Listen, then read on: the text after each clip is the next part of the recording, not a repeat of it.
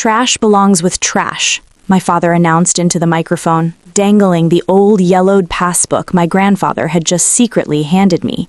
He didn't just mark it, he dropped the book straight into a bucket of melting ice and champagne. As the crowd roared with laughter, I didn't scream.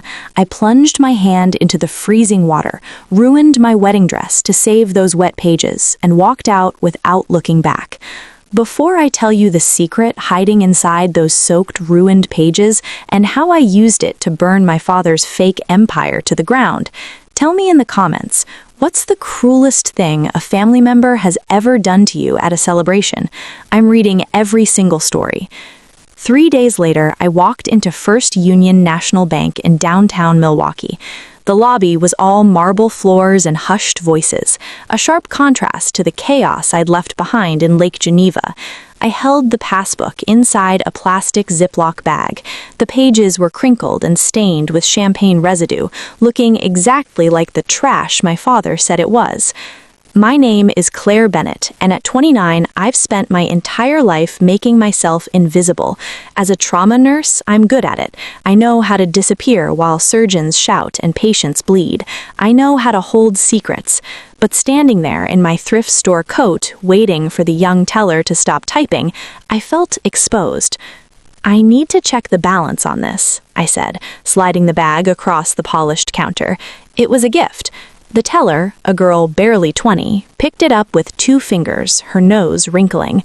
She typed in the account number, probably expecting an error or a zero balance. Then she stopped. Her fingers froze above the keys. She blinked, leaned closer to the screen, and the color drained from her face. "Ma'am," she whispered, voice shaking, "please wait here. Do not leave." She didn't press a silent alarm, but she might as well have.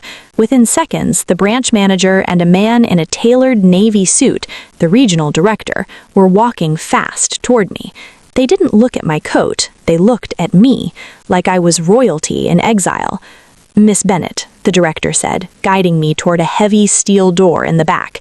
"We've been waiting for this account to be claimed for a very long time." They led me into a private viewing room that smelled like old paper and dust. As they stepped out to retrieve the file, I sank into the leather chair and closed my eyes. And suddenly, I wasn't in a bank vault. I was 12 years old again, kneeling on the hardwood floor of my father's study. Thomas Bennett sat in his leather armchair, swirling a glass of bourbon, watching me. He'd spilled it on purpose. I knew he had. But the rule was simple. Girls clean, boys conquer. My brother, Eric, was stretched across the couch laughing at a video game, his shoes on the table I'd just polished. "You missed a spot, Claire," my father said softly. He never yelled unless there was an audience. He liked watching the light go out in my eyes. It was his theater. When Grandpa Henry tried to help me up, my father's voice snapped like a whip.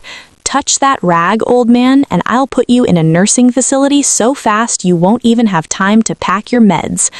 I scrubbed until my knuckles bled. I scrubbed because I believed my value lived only in what I could endure. The heavy clank of the vault door snapped me back to the present. I opened my eyes. I wasn't that 12-year-old girl anymore. I was the woman holding the match.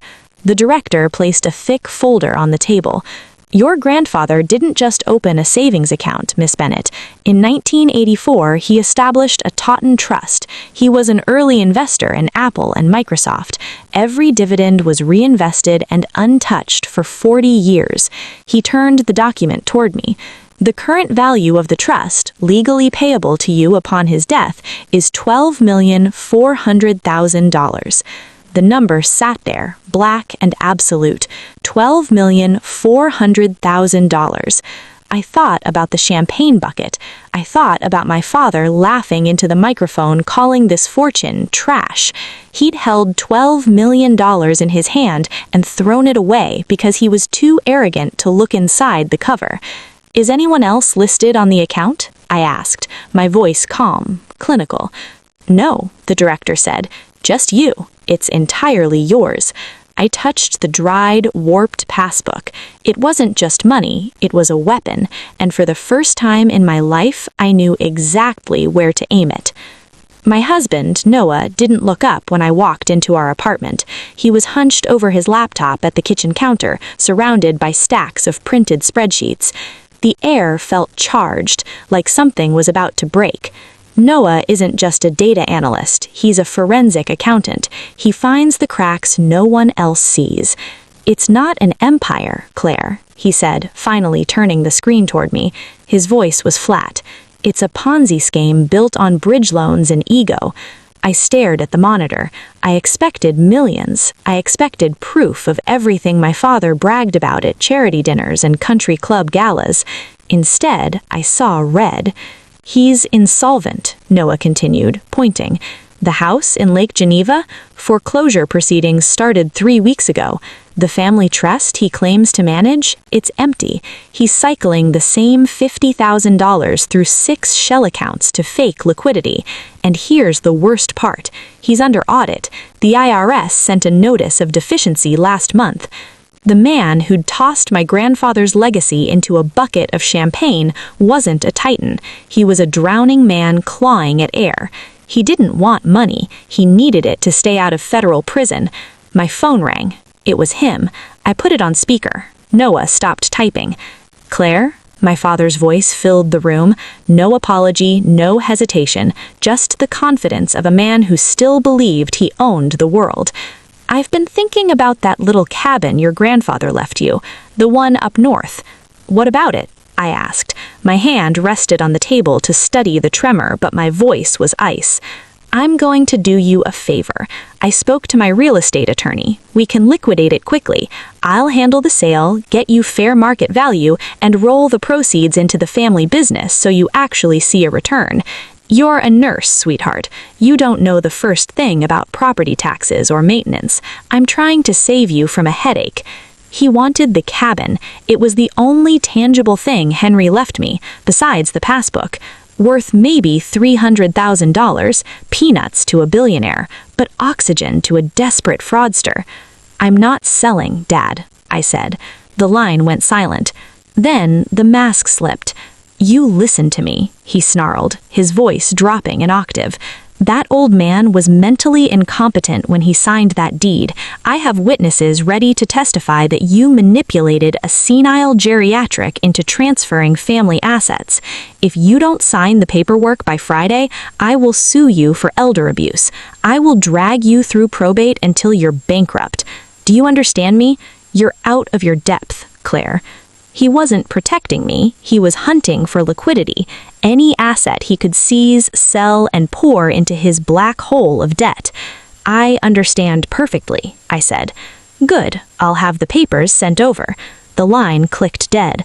I looked at Noah. He wasn't scared, he was smiling, a cold, precise smile that matched the feeling rising in my chest. Thomas thought he was bullying a helpless daughter. He didn't know he'd just handed him the blueprint to his own destruction. He was desperate, and desperate men make mistakes. I waited 24 hours before calling him back. Silence is a powerful amplifier. It lets desperation breed. Noah and I spent that day not in panic, but in preparation. We didn't hire a lawyer to fight the sale of the cabin. We hired a graphic designer to build a portfolio of investment documents. When I finally dialed my father's number, I put on the performance of my life. I didn't summon the woman who walked out of the bank vault. I summoned the 12-year-old girl terrified of spilling bourbon. "Dad," I whispered when he answered. I let my voice tremble. "I'm sorry I hung up. I didn't know what to say." "You should be," he snapped, but the edge was duller now. He was listening. "It's not just the cabin," I said, pitching my voice to the exact frequency of naive panic. "I went to the bank. The passbook. It wasn't empty." The line went dead silent. I could hear him doing the math. "How much?" he asked, greed leaking through the phone. $12 million, I choked out. $12 million. But Dad, I don't know what to do. The bank manager started talking about capital gains and federal audits, and I think I'm in trouble. If the IRS finds out, they'll take half. I don't know how to hide it. It was perfect bait. I handed him exactly what he believed about me, that I was weak, stupid, and incapable of handling power. And I handed him exactly what he needed, a massive injection of liquidity to cover his own crimes. "Listen to me very carefully, Claire," he said, his voice transforming instantly from bully to savior. "Do not sign anything with the bank. Do not talk to any lawyers. You bring that paperwork to me. I can shelter it under the family trust. We'll classify it as a pre-existing asset. It's complicated, but I can make the tax liability disappear. I'm doing this for you, sweetheart, to protect you." Protect me? He wanted to swallow the inheritance whole to plug the leaks in his sinking ship. "Can we do it tonight?" I asked. "No," he said too quickly. He needed time to prepare the fake transfer papers. "I have the Man of the Year charity gala on Saturday in Chicago. It's perfect. Bring the documents there. We'll sign everything in the VIP suite before the speeches. I'll announce the expansion of the Bennett Family Foundation. It'll look legitimate." He wanted the audience. He wanted the glory of announcing a $12 million windfall as his own genius. "Okay," I said. "Thank you, Dad. Thank you for fixing this." "That's what fathers are for," he said. I hung up. The fear vanished from my face. "He took it," I said. Noah nodded, already printing the documents we would actually present. They looked exactly like the transfer forms Thomas would expect. Same font, same headers. But the fine print wasn't a transfer of funds. It was an affidavit of sole liability. My father thought he was reeling in a clueless daughter. He didn't realize he'd just invited the executioner to his own party. The Man of the Year Gala was held in the grand ballroom of a downtown Chicago hotel. Crystal chandeliers spilled light onto the shoulders of donors, politicians, and old money. It was a room full of power, and in my father's case, desperate ambition. I arrived at 7:55. I wasn't wearing the beige, sensible clothes Thomas preferred. I was wearing a structured red dress that cost more than my car. I walked through the crowd, not around it. I saw Eric near the bar, laughing too loudly, already 3 drinks deep. He didn't see me. He was too busy playing the ruler of a kingdom that existed only in his head. Thomas was at the front of the room, flanked by 2 state senators, glowing with the confidence of a man who believed he'd just pulled off the theft of a lifetime. When he noticed me approaching, his smile stayed fixed for the cameras, but his eyes tightened. He excused himself and met me near the stage steps. "You're late," he hissed, teeth clenched beneath the grin. "Do you have it?" "I have it," I said, handing him the blue leather presentation folder. He snatched it from my hand. His greed radiated off him like heat. "Is it all there? The transfer authorizations, the power of attorney?" "Everything you asked for. It places the entire $12 million under the control of the family trust. You just need to sign as sole trustee to accept the assets." He opened the folder. He didn't read the clauses. He didn't check the definitions. He only saw the signature line. A careful man would have noticed the title, Affidavit of Historical Management and Sole Liability. A careful man would have questioned why the dates stretched back 20 years, linking him retroactively to every shell company listed in the appendix. But Thomas wasn't careful. He was arrogant. He believed so completely in his own dominance that he couldn't imagine a world where I was the threat. He pulled a Mont Blanc pen from his jacket. "You did the right thing, Claire," he said, signing with a flourish. He handed the folder back without looking at me, already turning toward the podium. "Go find a seat in the back. I have an announcement to make." He climbed the stage steps. The room quieted. The spotlight found him. I didn't go to the back. I stepped to the side, photographed the signature page, and sent it.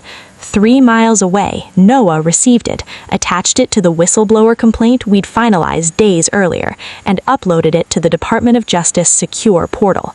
Moments later, Thomas lifted the microphone.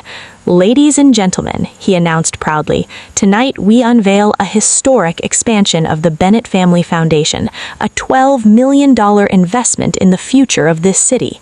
He was confessing in real time, in front of 500 witnesses, claiming ownership of funds I had just legally tied to 2 decades of tax fraud. He thought he was revealing his legacy. He was reading his own Miranda rights.